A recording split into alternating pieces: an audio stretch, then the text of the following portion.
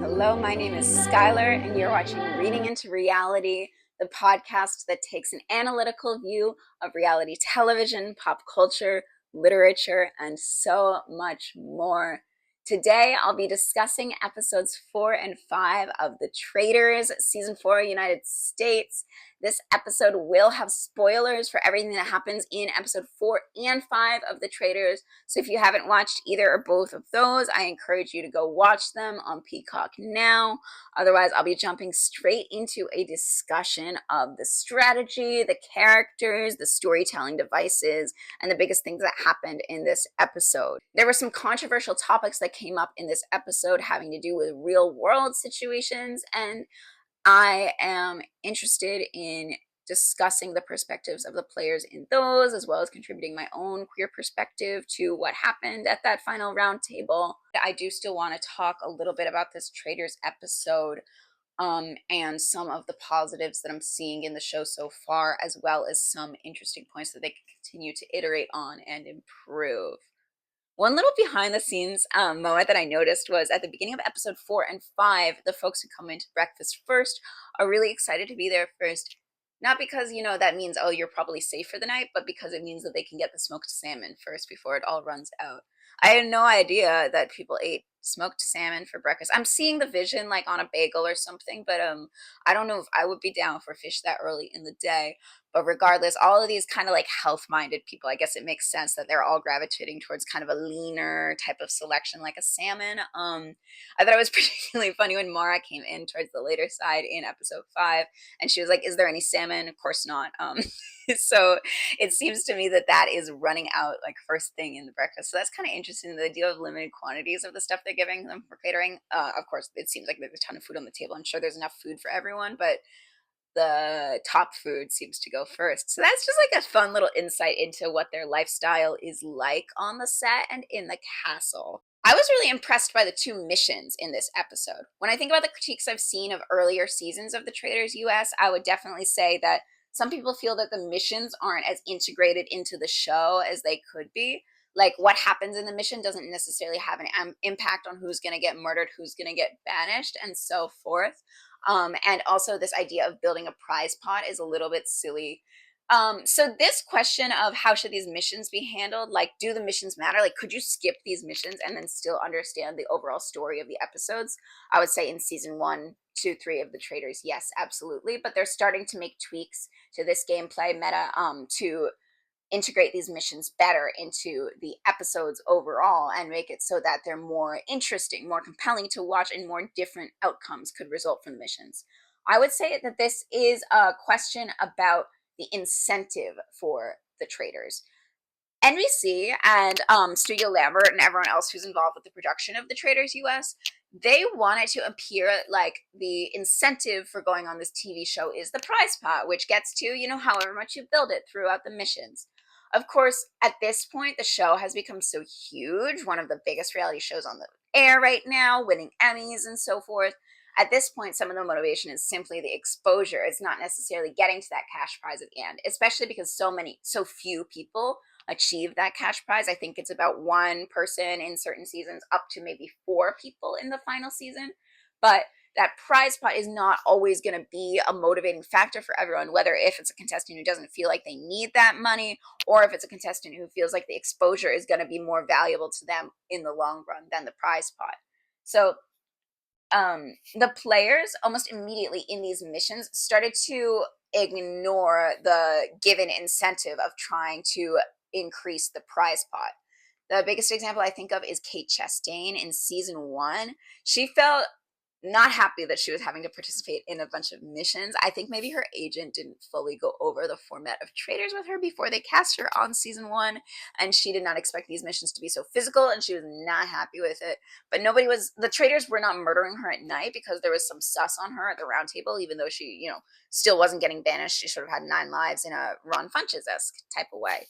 So in the mission, Kate has these little money bags she's carrying. She's literally throwing them behind her, trying to be the worst faithful ever in these missions so that she gets banished, which is literally so funny. I'm sure NBC did not predict that someone would be playing that experimentally, but they should have predicted, honestly, that there would be different incentives at play in these missions besides just the raising of the prize pot. So they made a tweak starting from season 2 where they're putting shields into the challenges, right? And this season, I think that they've made those incentives even better by flipping that structure. So instead of fighting in the challenge to get a shield and protect yourself, you're now fighting in the challenge to put somebody else at risk, right? We saw this in the earlier episodes. We saw this here in episode 4, when they have to stab the stake into somebody, spear them, set them on fire in order to put you at risk of being murdered instead of trying to save yourself from being at risk of being murdered. So that flip was really smart because it was way juicier. It made it so that the decisions that you're making and who you're putting at risk might even cast suspicion on you of being a traitor, or you could put someone at risk strategically if you feel like they're a traitor, or if you're already one of the people at risk, you can put someone else at risk who you feel like is more likely to be murdered, which is kind of diabolical, but I can see some folks doing it, absolutely. I think that they should just continue innovating the challenges in this way. They've absolutely made a great start. And this is a bit out there, but honestly, I don't know if the money needs to be tied to the challenges at all. Bear with me. Imagine if NBC or Studio Lambert, the production company for Traitors, just said at the beginning, hey, the prize pot is $250. And when we do the missions are about achieving safety. The missions aren't about raising that prize pot, right? $250,000 is the set amount that you're going to get, right? Because they have, whatever amount of money they want to put up, they are going to essentially tweak the season to have you earn as much money as they want you to earn. Like, the time clock and all of these elements are fake or are able to be tweaked by NBC if they want to. So honestly, I think that just leaving the prize pot steady instead of doing this kind of subterfuge and pretending that, oh, the contestants are actually who's determining how much money they earn, I think that's a little silly. And I also think that some people correctly clock that, like, hey, I'm not going to win this season. Like Kate Chastain, all of her allies had been killed at that point when she was tossing the money bags. She knew that she was probably a goner at one of these roundtables or something. So if you know that you're not going to get that prize fund, why would you bother contributing to that prize fund? Right? There's an incentive issue here. So in order to incentivize every player to try their best at the missions, the best thing to do would be to make the missions about safety or about who is being targeted. So right now they're sort of in this blended space where the missions are about both making money and targeting someone. I get it. I'm not sure what it would look like if you didn't have the money in, because it's like a physical representation. You can do, oh, you're getting the gold bars out of the forest, right? You can see the visual language of that. Oh, you're earning money, you're winning money quite easily. And I understand that that's pretty standard, and that's the reason probably that they're pursuing this type of challenge design, but or mission design, I guess I should say. They call them missions in this show, but I would say that if they kept kind of innovating and even thought about not making the challenges about the money at all, that it could make the show even more compulsively watchable. To be frank, the money aspect of the show gets a little bit awkward when we think about the economic disparities between different cast members. We have such a range of folks on the cast. We have people like Ron Funches, who's a working comedian. He's probably not hurting for money that much, right? He's been famous for a fair number of years. We have people like Maura Higgins, who's a very successful influencer, one of the top creators from Love Island. And she, has no dependents, has no kids, is living this lifestyle in London. Like, you can kind of tell that folks like this are doing fine financially. And then Tiffany speaks quite openly at the roundtable and in her confessionals about needing the money, about wanting to set up a college fund for her son. It's kind of like she's not hurting. She obviously can live. She's fine. She did get the $100,000 fan favorite award from Big Brother. But, like, this economy is crazy, bro. It just gets a little bit awkward when we're comparing folks who don't necessarily need this money and folks who definitely do, and they're both competing for this prize fund. That might affect the incentive structure, too, of who is going to try the hardest in the missions and who's not. I wanted to talk about a few specific players in the game and break down how I feel like their strategies are going at this point. Rob Roush is playing this, like, dumb but smart trader game like I've never seen. He has been really good at compartmentalizing his sort of character or his personality traits, I guess, that he's playing up or playing down in certain moments. That is to say, when he's with the larger group, he is really successfully coming across as just kind of like the hunk, as Michael Rapaport called him, or a guy who doesn't necessarily know that much about the strategy of what's going on, about the different players who are in the game and what their histories are like. He is really just pretending he is like this kind of pretty guy who was on a love show and doesn't know that much about the social strategy games. But when we see him either in the turret, where he's still a little bit restrained because he doesn't seem to want to scare the housewives, or when we see him in the confessionals, he has completely no holds barred. Like, he is locked into this game. He is really, really, really coming across as if he's not, but he is absolutely locked into the game. That type of compartmentalization, that type of ability to play two different characters shows that Rob Roush is maybe one of the people who is honestly destined to play social strategy games like this. I honestly commend this level of just being able to play a certain character or a different character and play that up so hard for the strategy. Um, Even when he's in the challenges, like, you see that he's saying, for instance, when Tara gets stabbed, he says to her, like, when they've brought back a spear and they get to choose an effigy to stab, he says to her, like, you just got stabbed, you pick. He doesn't try at all to be in control of who his group is spearing in this challenge. I think that's absolutely the right play. He's sort of seeing, like, I have no stake in this game. He's not, like, being too aggressive about things. He's not, like, trying to set up who's up for murder, which could always be a chance for somebody to get clocked as a traitor, like if they're trying to put people at risk in these challenges. I think the fact that he avoided the possibility of putting anyone at risk and he told Tara to do it was a really smart move that kind of just flew completely under the radar. I also think, like, the way he speaks at the round table, he makes himself appear like he's trying, but he's not that smart. Like, he's like, oh, I've listened to Eric's music. The man knows pitch.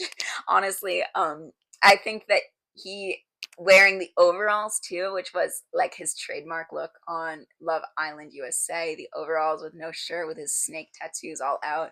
I think that that was another really good move to say, like, hey, I'm just this dumb Love Island guy, like, I don't know what's up. So everything about the way you're presenting yourself and styling yourself can play into the perception that the other players have of you. I think that he's recognizing that and absolutely playing it up. I'm so excited to see what he does next, frankly. If they do get to murder tonight, we got cliffhanger at the end of episode 5. If they do get to murder tonight, then I am so excited to see who Rob chooses. Unfortunately for the other players, I think the fact that Rob is so locked in and they're not aware of it led directly to the demise of certain players, like Monet Exchange, who was kind of coming up with this strategy at the breakfast at the beginning of episode 4. She was like, let's quiz them all, let's ask them all a lot of questions. He even asks Lisa that question, like, oh, the killer had the gold mask. And Lisa, it took her a second, but she, corrected and was like, no, it's black. But clearly he was trying to set her up. Clearly he susses Lisa as a traitor at that moment. And then, of course, later on, he goes on to say her name to the wrong person in Candace. So the problem is that he knows exactly what's up, but he is saying it just to the wrong people because Rob has been so good about hiding his identity. And I guess Candace has done a fair enough job of gaining Monet's trust as well, in order for Monet to spill this information to just exactly the wrong people, unfortunately. And that led just directly to her murder. So honestly, I think if you have a suspicion that's really strong and that you have an inkling that it's right, you have to be careful about saying that to too many people before the round table, because the round table is the only time that you can actually get that person out. If you're just saying their name but you're not able to get them out of the game, then you're just leaving it open for them to kill you. And unfortunately, that seems like how it's happened to Monet.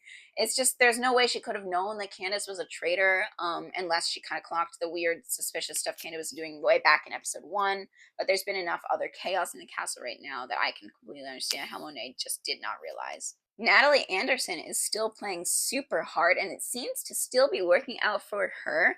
I think that she has correctly clocked the fact that you can be a little bit more aggressive as a faithful if you are really, really valuable to the traders in the missions.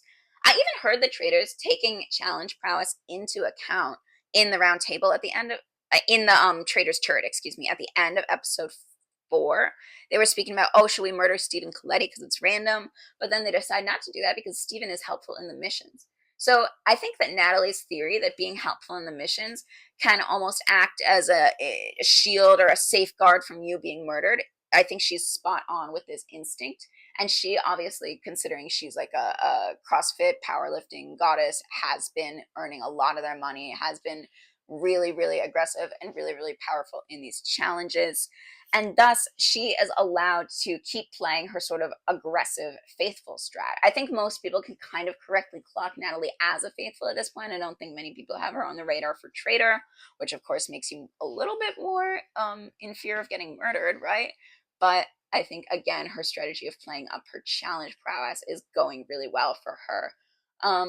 I also think that she said in episode 5 that having a shield would allow her to be more aggressive at the round table, which I just found fascinating because that's almost a direct Survivor analog to what it's like when you have the immunity necklace and you're going to tribal council to vote somebody out. You have that protection, and that protection allows you a little bit more power. And that definitely is a strategy that Natalie used on both seasons of her Survivor. When she had the immunity necklace, she would win a lot of immunity challenges, and when she had that necklace on, she would definitely be making her biggest moves, like the move where she voted out Baylor that I spoke about in my last podcast. She was wearing the necklace for that, which allowed her to be a little bit freer with her immunity idol.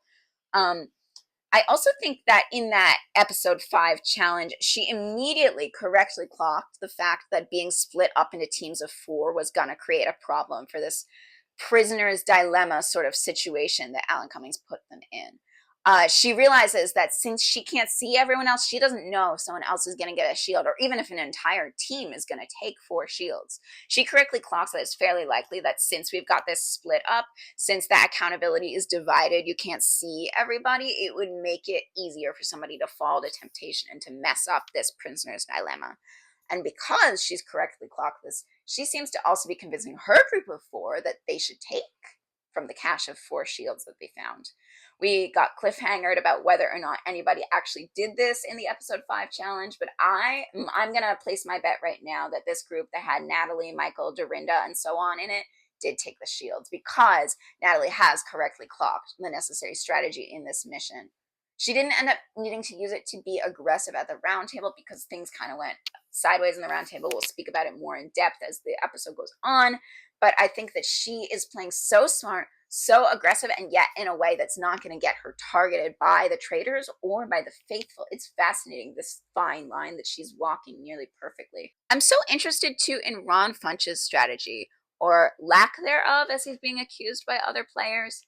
I don't think that his behavior speaks to him being a traitor or to him being suspicious. I think that his behavior speaks to the divide between the reality TV players and the non-reality celebrities. He even spoke in a scene about how he's not an always-on person, was his words. And he said, I didn't realize how much being off was a detriment. What do I think he means by this is that the reality TV stars are used to playing a sort of character where you realize that you're always on camera, so you always have to be in the sort of character that you've created for this TV show. Ron Funches is just like a normal guy. He's a comedian, actor, entertainer, but he doesn't come from this type of entertainment where you're on camera 24/7, where you have to be always on. And he seems to have not really done his research and not really realized that that was what he was putting himself into. In other words, like, Ron, you signed up to play an immersive reality game, a social strategy game that is fully, like, lived, fully 24 hours, 7 days a week, filmed. So being always on, being in character is kind of a requirement for the job that you're getting paid for, right? This isn't just like a game. It is also a job for these folks. And I don't think that all of these, like, I don't think that Ron is the only non-reality celeb who's sort of in this boat. I felt like even a Stephen Colletti, I almost heard from the very first time this episode. He's like I don't want to say a washed up actor, but I don't know the last project that he's been in exactly. He's definitely not used to the film crews following you around all the time. He doesn't understand how to be always on and to be this larger than life character that will translate well in a reality TV show either. Both of them are kind of playing much closer to what I assume would be their real life personalities. When Ron speaks at the round table, he sounds fairly genuine. He sounds like he's speaking from the heart.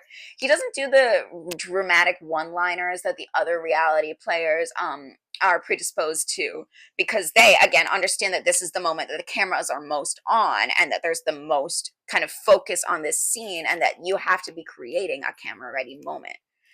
People like Ron Funches don't come from that type of experience, and maybe as a result aren't necessarily able to create as good of TV. And I think one of the things that's tripping him up the most is that he seems to almost be sort of taking breaks when he's not in the elements of direct gameplay, like when it's sort of just hanging out in the castle. Some folks are mad he wasn't asking them about their families. He says he doesn't care about their families, which is really kind of an immature and not appropriate response, because you have to at least pretend that you care. Otherwise, nobody's going to trust you and nobody's going to align with you. So the fact that he only brings up his strategic theories too at the round table is a big point of suspicion for the other characters. I think this is probably because, again, he seems to have this lower social battery than the other players. He needs to take breaks and be off. But the other players are reading that as you kind of conniving and sneaking around behind them. They don't know that you're just sitting by yourself. They assume that you're talking to someone else, maybe another traitor or something, and that you're conniving against them. So I think that Ron is making this big misstep here that he doesn't even realize is such a misstep. And it's down to a cultural difference between reality stars and non-reality celebrities. Another person that I don't think is playing optimally at all would be Jam Jam Arocho. Unfortunately, I feel like the fact that he's targeting other gamers in various ways is really, really short-sighted. Rob's sister Nino, of course, was already eliminated by the Traitors, and we saw in the past episode bunch a couple instances of Jam Jam being like, whoa, like, why wasn't Rob murdered? Rob is the perfect person to murder, really seeming like putting a spotlight on him for the Traitors' benefit, right? And Rob spoke in a bunch of his exit press in his longer exit interview with Puya too, which is on Rob Has a Podcast. He spoke about how this was something that Jam Jam was doing repeatedly, and it felt fairly targeted. It felt like this was Jam Jam, I mean, in my interpretation, trying to take the heat off himself and give it to another gamer, right? Unfortunately, I think that this strategy, while it worked, is really, really, really short-sighted, because a lot of the players, definitely not all the players, but enough of the players that it's significant, are making this meta game assumption that there's at least one gamer in the turret. Of course, we as the audience know that's not true. But in seasons 1, 2, and 3 of the US Traitors, there was at least one gamer in the turret, sometimes more. And so I think that some people felt like, well, an assumption that we can make is that there's either a gamer or a housewife up there, right? We saw Michael Rapaport voice that and get into some trouble, but he, I guess, was on the right track. I don't want to give him any credit, honestly. Calling the other gamers out as traitors seems like it will backfire, because there's only so much you can do that before they get eliminated. Ian Terry got eliminated right away. Rob's sister Nino got eliminated by the Traitors. And now there's two fewer people who are gamers who are in the castle. So they think, oh, there's only 3 gamers left. One of those has got to be a traitor, right? So you're narrowing down other people that might be suspected as traitors. And he does that even worse here in episode 4. He campaigns against Tiffany Mitchell at the round table. He votes her out, right? He sees her as, oh, she's a gamer. She must be the gamer traitor that's in right now. But she wasn't, of course. She ended up being a faithful. So now what Jam Jam has done is he's kind of he's directly eliminated Tiffany Mitchell, and he's sort of inadvertently eliminated Rob's sister Nino by trying to put heat on him towards the Traitors. And just incidentally, Ian Terry didn't last much longer in the game either. Now we're down to only 2 gamers, which is Jam Jam and Natalie Anderson. Like I've already spoken about, Natalie has pretty much proved herself as a really, really good faithful. So Jam Jam, what you've done is you've narrowed down other people of consideration of traitors. You've narrowed it down to just yourself. So obviously people are going to start thinking, well, the gamer traitor must be Jam Jam. I think that he must just not have thought through these consequences, because how could you not realize that it's going to end up this way? How could you not realize that the people you need to be most aligned with are the people that come from the same origin as you, i.e. the gamers, i.e. especially the Survivor players from your exact same show? So I think that this maybe was an ego thing. He wanted to be the last gamer standing or something.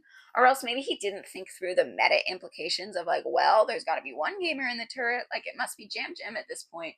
maybe he really didn't realize that other people were going to kind of clock that. Maybe he didn't think that anyone besides gamers would realize that.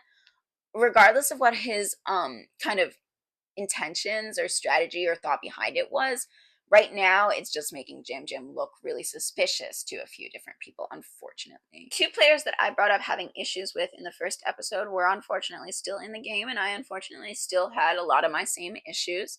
I find it really off-putting and borderline terrifying when Colton speaks in his confessionals about being quote-unquote aggressive due to his NFL and football training.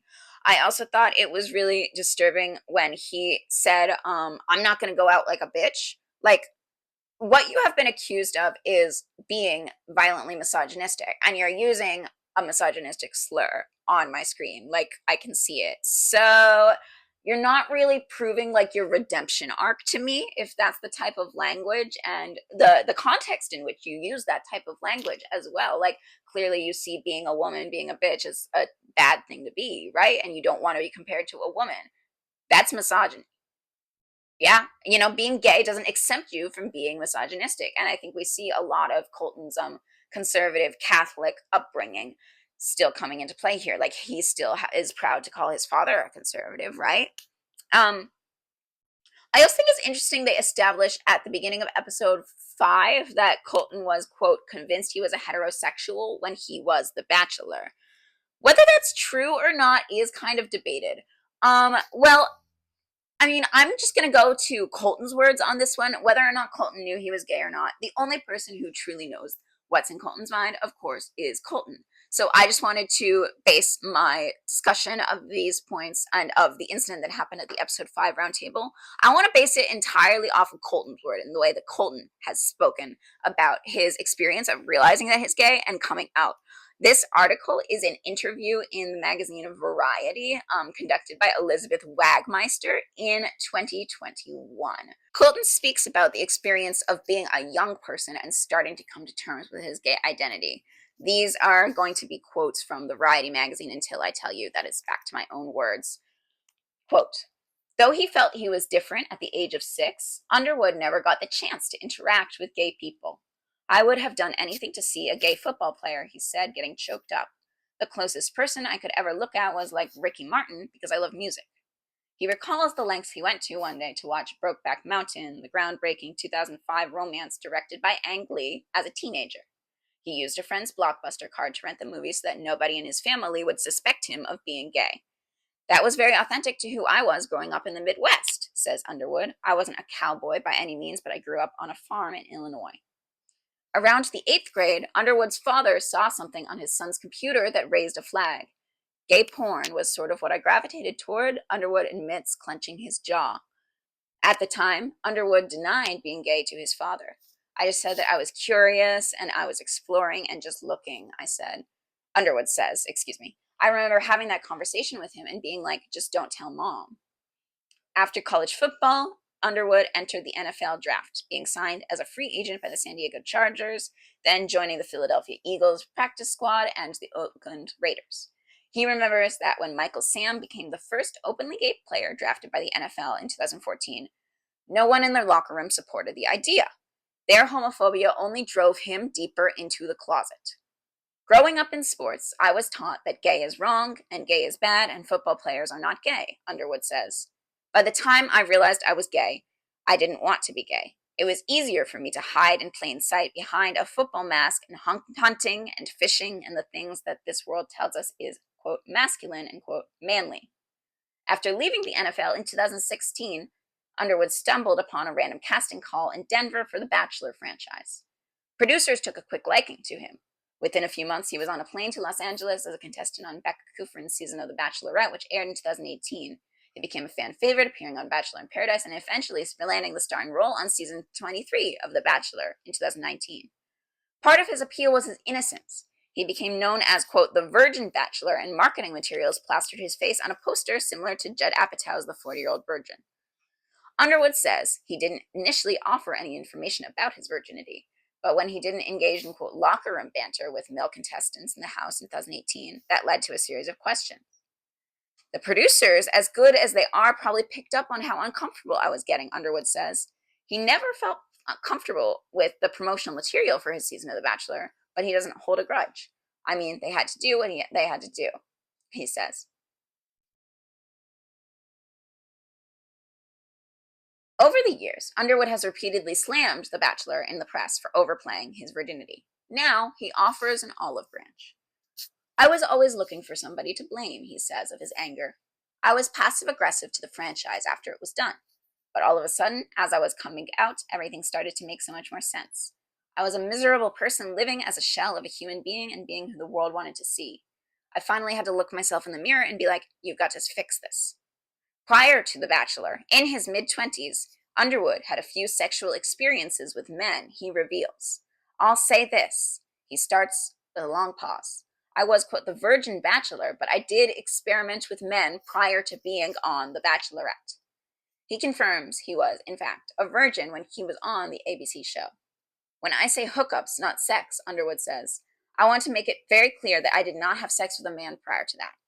He reveals that he joined the dating app Grindr under an alias in 2016 or 2017. He's currently single, but no longer on the app. Okay, now back to my words. That all came from this Variety article. Thank you very much to Elizabeth Wagmeister for this really, really wide-ranging interview. I'll probably go back to it at future points in the podcast if Colton continues to do kind of out-of-pocket stuff. But I just want to go over some of the data that's in there. Colton definitely, as a child, speaks about having some inklings that he was gay, whether that's seeking out gay content on the internet as an 8th grader, whether that's just knowing that he's, quote, something different at the age of 6. I personally find these experiences pretty relatable. It's like almost like Colton seems to realize that something's up, but he's not able to necessarily put language to it or to recognize maybe that this label of gay applies to him, right? Because if gay is always treated as something that's other, that's something that's bad, that's something that's outside your family, that your family could never be, it just creates sort of a mental block almost that might have prevented him from fully realizing his identity, right? Just because you're seeking out gay content doesn't mean that you can't still be like in denial to yourself. I completely understand what he's getting at with these types of points. However, that was when he was a child, and when we look at kind of continuing into it, seems like when it was 2014 and he was a young man in these NFL locker rooms, he seems to have, quote, pushed himself further into the closet. I don't want to say it was a conscious decision, but it seems to me that he did make some sort of a choice to remain closeted from 2014 onward to 2021, which is the year that he came out. And of course, the year that his bachelor season shot was late 2018, airing in the early winter of 2019.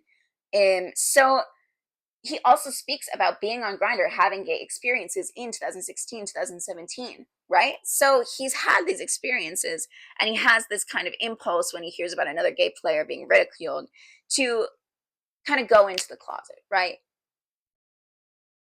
So this question is kind of open. Did Colton know he was gay before he went on The Bachelor or not? And the reason I'm speaking so much about this is, of course, the implication that Michael Rapaport makes at this round table. When Michael says that nobody would be better at holding a secret than you, were his exact words. That seems like a clear implication, a clear reference to him being closeted up until 2021. And especially being closeted when you're dating like 30 other women in the situation that Colton was in on The Bachelor. So was Colton like a mastermind holding a secret when he was The Bachelor? Honestly, like, I don't want to give him too much credit because I have my issues with him. I just think that this is a homophobic insinuation. I think that just because you are like exploring and questioning doesn't mean you know you're gay. Doesn't mean you're like deceiving by trying to kind of force yourself into being straight, because that is how I read sort of Colton's actions. Like, he was trying to almost will himself into being straight by having straight experiences with women, right? Like, you can see when he's on the screen in that season of The Bachelor how uncomfortable he is, but it doesn't seem to me like he's uncomfortable due to like lying or pretending or playing somebody he's not. It seems like he's uncomfortable because he is trying to be heterosexual and it's not working. Like, he's just not comfortable in this lifestyle, but he's attempting to kind of like fit himself into it. So I don't see that as a lie. I don't see that as a deception. I see that as a confused young man trying to figure out who he is. And I think that this is like a completely inappropriate homophobic insinuation. I think every other person who was in that room who was gay took it that way. I think my partner and I, who are lesbians, when we were watching this together, we took it that way. And I want him to tell me what other way there is to take it, Michael. Like, if you didn't mean that he's good at holding a secret by being closeted, by pretending to be into women, if that's not what you were referring to, then what exactly were you referring to? Like, what other secret that Colton has held for a number of years, like, would you be referring to?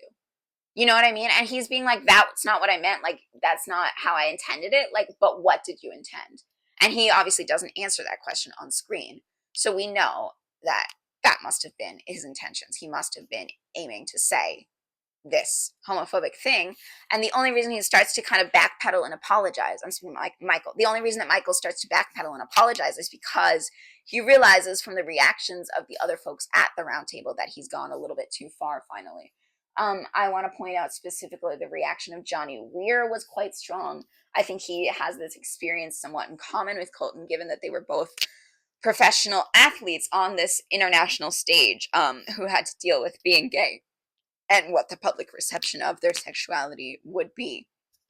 I also saw that Jam Jam was also really affected by this. Kristen was also really affected by this. Anyone else who was queer or an ally who was in that room became really angry with him. I, want to shout out Maura's reaction, Natalie Anderson's reaction, which I think were helpful in steering the elimination of Michael at that round table. It's such a dark-sided and unfortunate thing that I have to be talking about. This whole situation could have been avoided by not casting somebody like Michael, who's going to just stir the pot and say whatever the hell he wants to until he finally goes too far. Like, that's been his MO for years and years and years.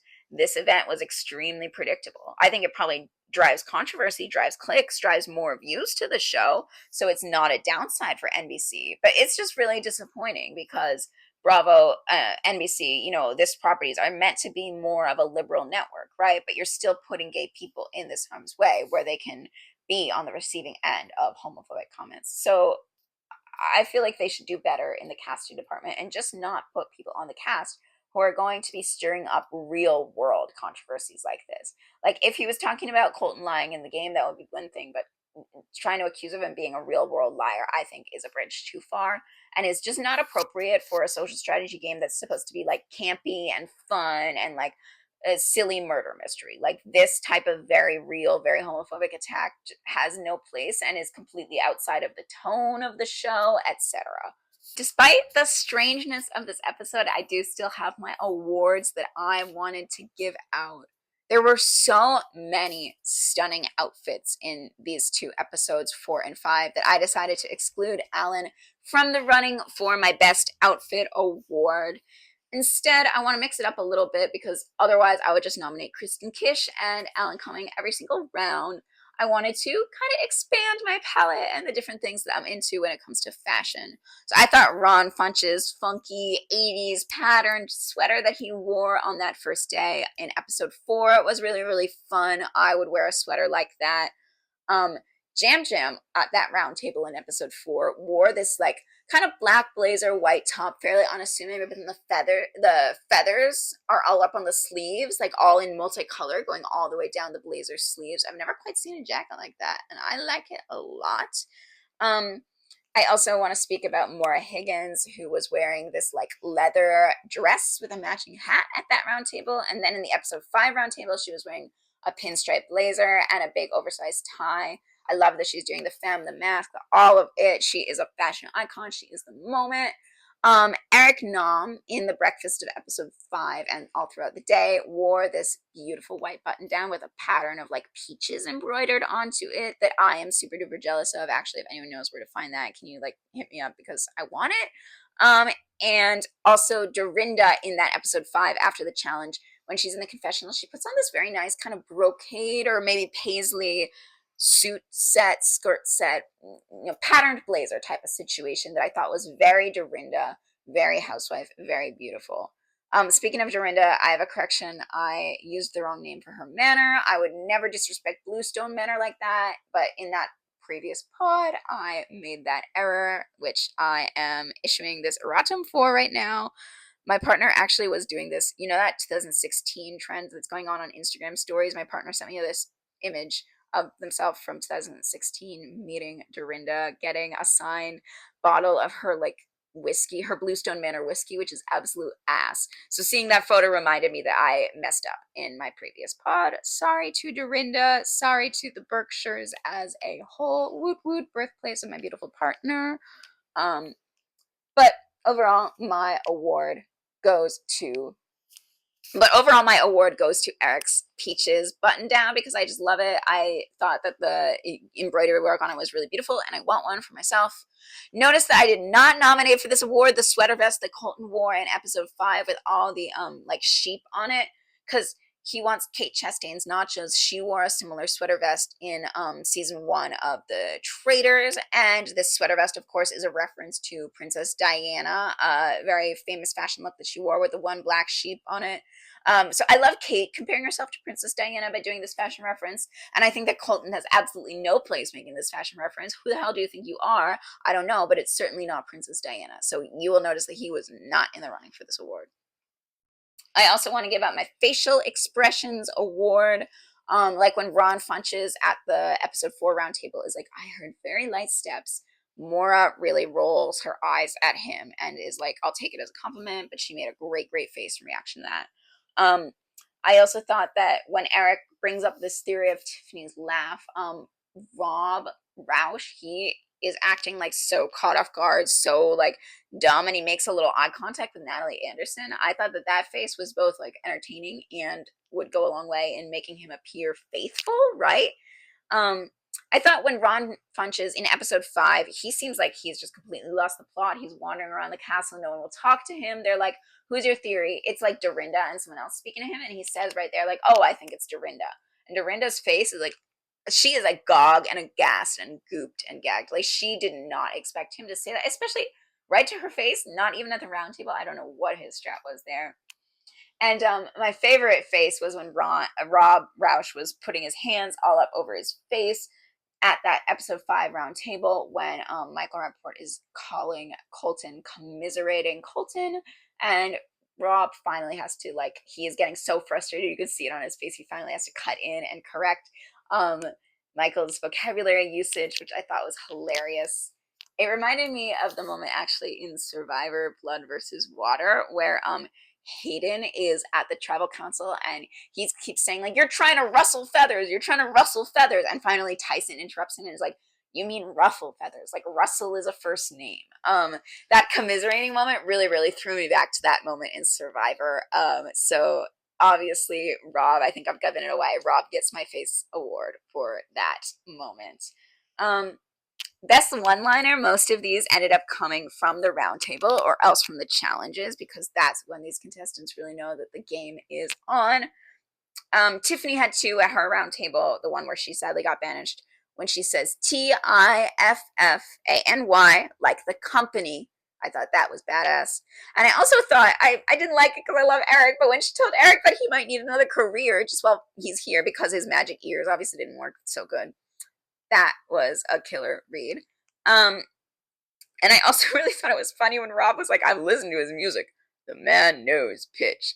The hell is that, Robert? You're listening to K-pop? I mean, actually, I don't know what I think that Rob Roush is listening to, but his tone, his whole, like, demeanor when he said it cracked me up. I really liked when Ron asked Jem, do you swim? And Jem says, I float. And when Tara Lipinski is in that final challenge as well, she says, I strictly like my water frozen. I do not like to be in fountains or in locks. That one literally just made me bust out laughing because, of course, you know, I've been enjoying the ongoing gag of like Tara and Johnny are really good at this specific thing of figure skating, but when it comes to the other like athletic challenges, they're not necessarily the most on it compared to maybe some other contestants. And I really liked that Tara went straight up and acknowledged it. And that, honestly, that I like my water frozen would have been my favorite line award for this episode. And finally, the last award that I have to give out is my character award. I have two traitors up for nomination here. I've been speaking a lot about Rob Roush and the way that he's playing strategically. I also think that he is mastering the character, the kind of like image presentation that is also a part of the traitors gameplay. The fact that he wore his trademark look from Love Island USA, the overalls with no shirt with all those snake tats out, I thought was brilliant because it reinforces this kind of assumption that the other players seem to have made that people from Love shows are not very smart. Of course, we know that's not true. Rob played Love Island like it was Big Brother. We've seen people do even more than that, like Ace, most notably in this season 7 of the Love Island USA. But most of these other players honestly don't know that just because the Love Island USA has experienced such a recent resurgence of the franchise. Not everybody is up on the lore. And he also just like is kind of playing this Captain America type guy in the challenges, going back, running to get the final statue and help the other group carry it along, even though it's not his. I think that playing hard in the challenges is absolutely right because it creates sort of an explanation, a get out of jail free card for why you aren't getting murdered every day. Um, and I also think that the contrast of him just being so stone cold murderous in the confessionals is super duper fun to watch as an audience member. So honestly, all the flowers to Rob in this character nomination. I'm also nominating one of his fellow traitors in Lisa Rinna, just due to the way that she murdered Caroline Stanbury in cold blood. She seems to be absolutely freaking loving the chance to slaughter another housewife. Caroline's reaction, Rinna, you bitch, was so funny because Lisa Rinna, she's one of like the OG housewives. You would think that even more than Candace, that she specifically would be loyal to this like housewife clan and bond that they have like inked in blood. And the fact that she instead is leaning into her traitorous character, and you won't even see me at BravoCon. I thought that was just fabulous. She might be doing a little bit too much. She might get herself in trouble fairly soon if I had to guess. But as for right now, the character that she's playing is thoroughly entertaining for us. And the last nominee I have is a faithful, which would be Kristen. I feel like she's playing almost like this clever faithful game that's not too visible, but to me, she's starting to really rise in my ranks of faithfuls who I think have a chance to take it all. She is really good at talking to a vast variety of people in the house. I often see her in conversations with multiple different alliances, whether that's talking to Michael Rapaport and Ron Funches, or whether that's talking to Candace and Tara Lipinski, right? So being able to communicate and float in and out so easily of this alliances has allowed her to collate more information than maybe some other players who are just sticking to one alliance. And that should be really useful to her in the long run when it comes to figuring out who the traitors are. And so I think that she is being really smart and people are starting to notice that. Hopefully the traitors won't pick up on that too fast because I would love to keep Kristen in the game. So honestly, I think my award this time does have to go to Rob. He is doing this just unbelievable, both gameplay and character play. I think he is going to end up being a breakout star from this season. I already saw him on the cover of the Cut magazine with all the snake tattoos out again. So he knows what the people want and he is delivering it. Overall, this set of episodes, while it definitely was darker in tone than I have come to expect from the traitors, this was still like a very solid batch of episodes. I am so excited to see what's coming down the pipe as far as the traitors, and I hope you'll stick with me for all the pods. I also have some other videos that I am working on right now. I'm getting some scripts up, and maybe I can put those out on the internet. So I've been really, really thrilled to be diving into a creative endeavor in this sense of making the pod, and I really do appreciate you watching, maybe leaving a like, subscribing to see what else I'm creating on the channel. Leaving a comment would be a super helpful way to help me increase engagement and also for me to see what the listeners are saying, what you guys in the audience are thinking about the show, other points that I should be discussing. Thanks so much for watching. This is Reading into Reality. My name is Skylar Miklas, and I appreciate you following along with me today. I'll be back next week with another Traitors analysis video.